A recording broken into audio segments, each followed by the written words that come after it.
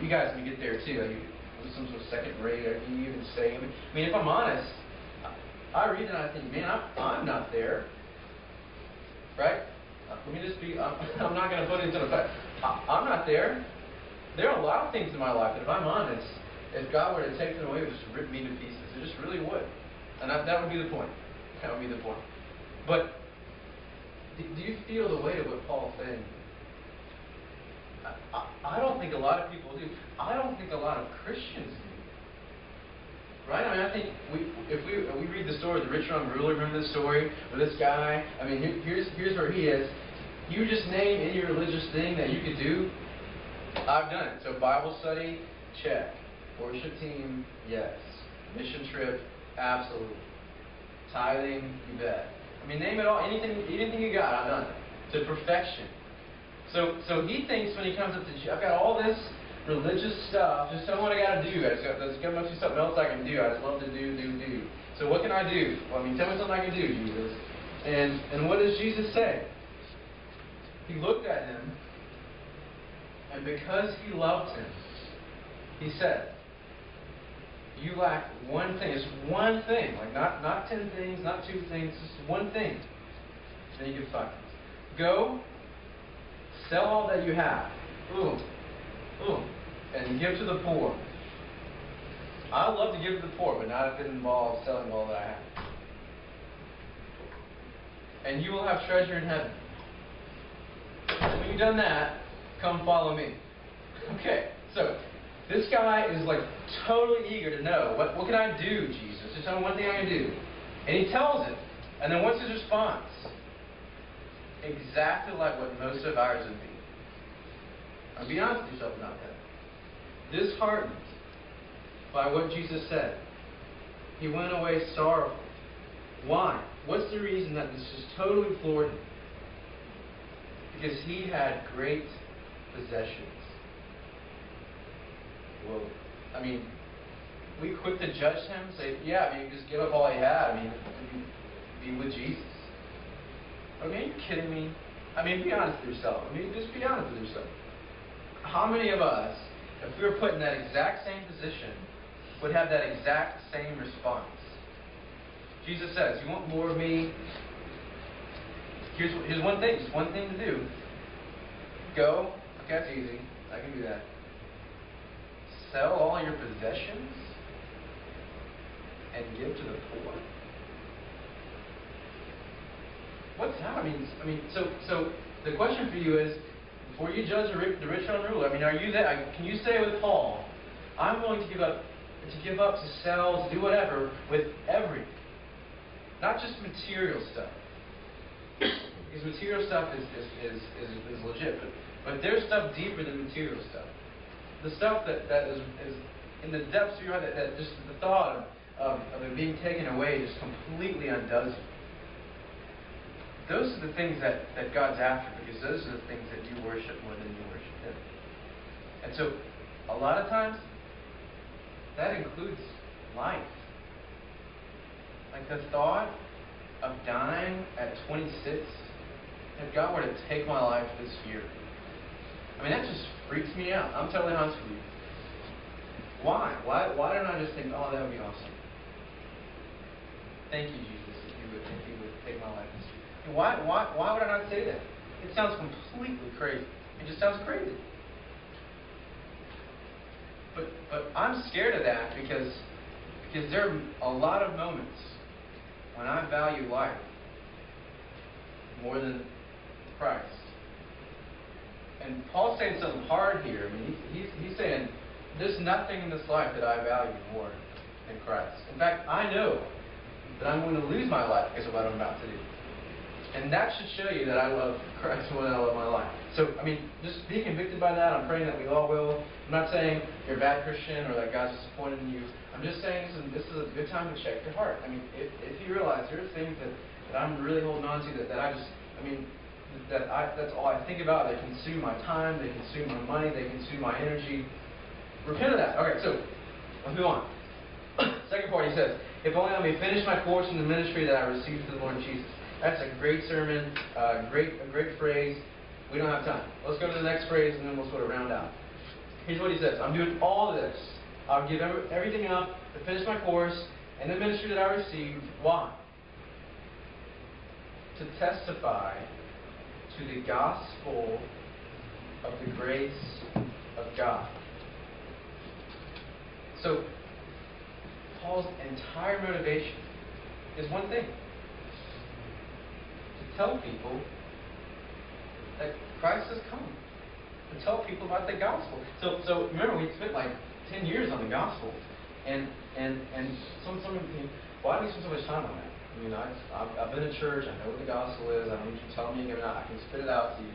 But I think if we're honest, number one, before we walk through that, I mean, a lot of us, myself included, I really don't know what we're talking about when we say the word gospel. But second, even if we can just spit out, there's a perfect answer. We don't quite connect the fact that that's the thing that can save 5 billion lost people. Like, you hear that? It's not like we got to raise $10 trillion and everyone will be saved. It's like you just take this one message to the places where it's going to get you killed if you tell it.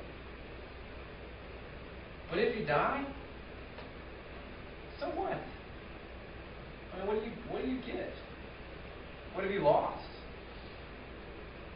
Nothing. I mean, what have you gained?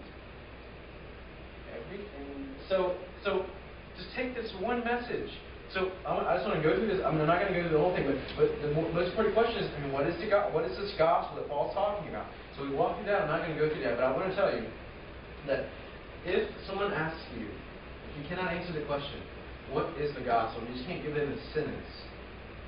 Then you're in an extremely vulnerable, dangerous place right now. And there's at least 4 reasons for that. The first, if you don't know the gospel, you cannot be saved. Right? Like, you cannot spend eternity with God. That's probably not most of us in this room. Here's where it gets hard. If you don't know the gospel, you can't share it. Right? You can't talk about something you don't know.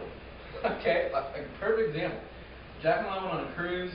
Have you guys been on a cruise to New Orleans, to around different places in the Gulf? Yeah, not like that. Yeah, that's an awesome cruise. It's a great thing for honeymoon. We went 7 days. That's 7 days too long. But we got on the ship and we sailed out. And after about 8,000 years at sea, we got to Grand Cayman and Jamaica and Cozumel. Jamaica was wonderful. Grand Cayman, everything was way too expensive. That's all right. And Mexico. All right, so I like Mexico. We didn't get so much time there, but that's not the point of the story. The point of the story is this. In Mexico, what language do they speak? Spanish. They don't speak English. I mean, they might, but the primary language is Spanish. Now, I don't know hardly any Spanish, right? I know quesadilla and this kind of stuff. I could not carry on a conversation with an infant in Spanish. So, when we go to the restaurant, and the waitress comes up, and she says, "What would you like?" And her English is kind of broken, and my Spanish is non-existent. So when I say to her, "I would like a Coke, and I would like nachos con polo," she looks like I have a growth on my head. Seriously. And I'm thinking, what's the deal? Nachos. I mean, I kind of know what that is. I don't know. Say yes. Jacqueline says it's chicken nachos. So that's what I want. Now, that's a silly story. Here's the point. If you don't know Spanish, you're going to have a tough time talking to waitresses in Mexico. If you don't know the gospel, you've got no shot of communicating it to a lost and dying world. And what Paul's saying here is that's all I care about. Like, that's the whole point that I'm existing. Is to tell everybody that Christ has come and there's hope. Jew, Gentile, doesn't matter. So if you don't know the gospel, you can't share it. If you don't know the gospel, you can't walk. You cannot live day in and day out something you don't know. Something that's not just up here, but that's taking root in your soul. And if you don't know the gospel, this is my favorite one. You can't marvel at it. Like you can't sit back and just reflect and think, I mean, holy cow! Like I'm just a wicked, awful sinner who is headed for hell, and for no reason whatsoever. Nothing that I've done, just completely out of nowhere. God saves me. Like, you can't sit and think about the glorious truths that the gospel tells us if you don't know it. So, one of the things that this is a side note, but I think it's important. One of the things when it comes to marveling that I think in our culture, we're fast-paced, we're schedule-filled, we're adrenaline-fueled. The things that really sort of get our lives just completely busy are the very things that prevent us from sitting and sort of marveling at God's greatness and His grandeur. And so I'm totally guilty of that myself. And one of the things that the Lord really encourages me with, it's just simple, when I'm sort of checking the news, whatever, on net, just out of nowhere it seems, like there'll be this little link to a bunch of pictures of the universe. Like, I just totally get nuts with that stuff. So I'm going to try to show you something if this will work. But you know what I'm talking about? Like, you can go to a CNN or NASA or all these different sites, and you can look at these pictures of the universe. And somebody thinking, okay, it's just pictures, who cares? Well, like, these aren't just pictures of your mom. Like, these are pictures, like, that'll take your breath away kind of stuff. So if this will work, I'll show it to you. This is the opera part that I was talking about. If it doesn't work, we'll move on. But I really want you to see this, because if we're honest, we get up, we do our thing from 8 to 10, and we go to bed. And there's no time built in our schedule for us to sit and just ponder and just how great God is. That just almost sounds like a waste of time. Right?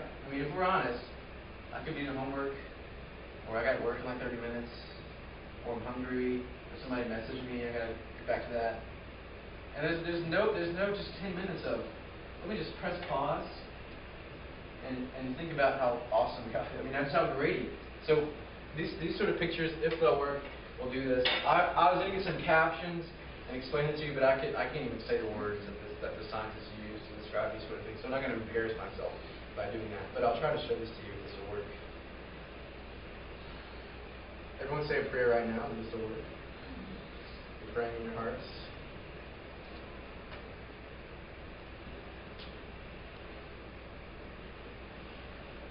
Is this awkward? Can we agree that it's awkward? You know what I'm saying?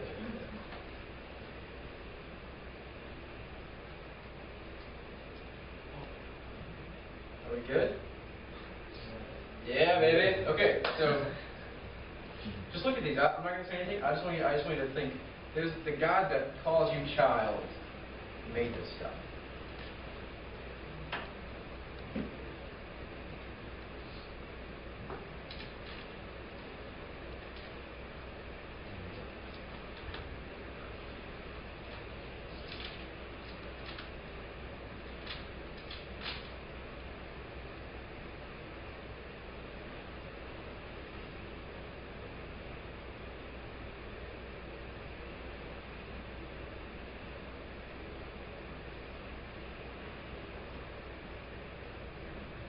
Like, that's not a painting.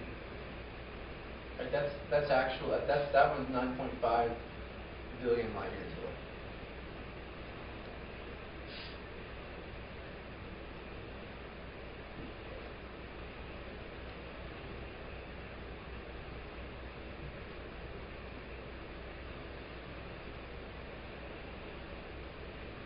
This one's called the Mystic Mountain, after the Misty Mountains from Lord of the Rings.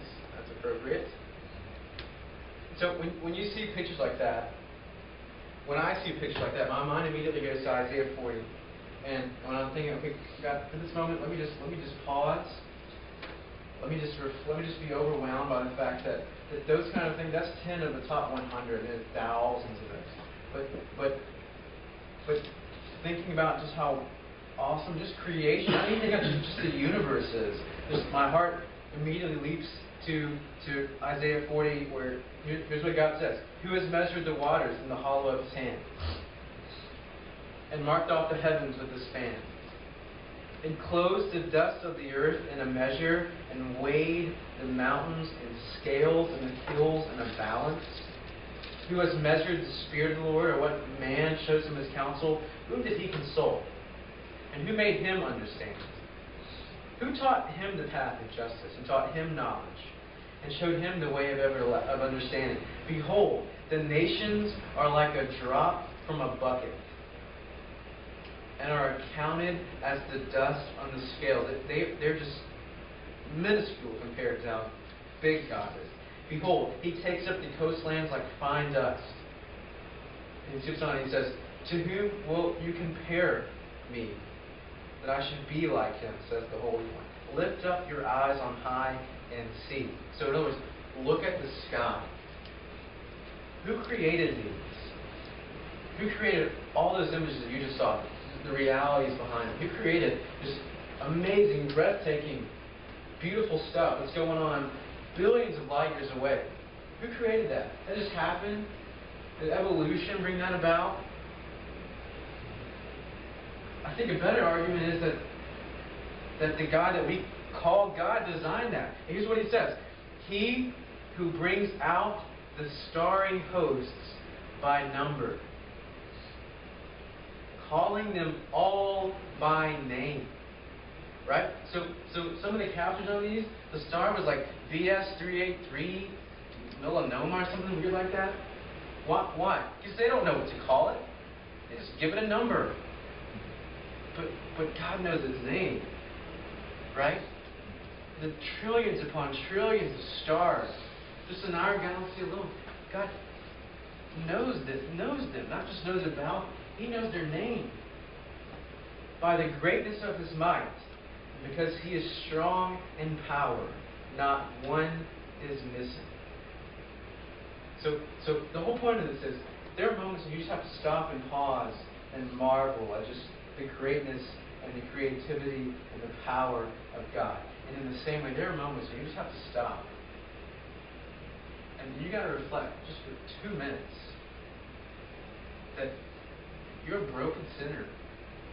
I'm a broken sinner, headed for agony and destruction, and worse, eternity apart from God. And for no reason other than he loved you and set his affections on you, God saved you. And so you don't have to live in sin and struggle and defeat. Because Jesus died on a bloody, gory cross. If you think about this, God the Father says to God the Son, I have allowed this thing to go bad so that through you I might restore it. And he looks at the Son and he says, you know how that's going to happen, don't you? You know how it has to happen. He looks at his Son, he says, you have to die. I'm going to send you to die, Isaiah 55. That's like me looking at Riley Grace and saying, I love you so much, but for the sake of people who hate me, I'm going to send you to be killed. And then you have Jesus, who after 33 years is in the garden, he's pleading, Father, let this cup happen. Don't let this happen this way. If there's another way, please tell me. But in the end, your will be done. I'm willing to lose my life for the billions of people who need to hear it right now. And then for no other reason than he loved the Father and he loved you. He was falsely tried, falsely accused, whipped, torn, clothes torn, naked, beaten within an inch of his life. And then there was no skin on his back. He's thrust up on a thorny cross. And then for 6 hours, he endures that. And then when he feels he's about to die, and this is about to be done, he cries out to Telestai, it is finished. What is finished? I mean, it looks like he just died. Just like everybody else who was crucified. What's finished is his sacrifice for your sin. His pain for your peace. His death for your life. And that's what Paul knows more than, that's all he cares about. And so that's why you can say that message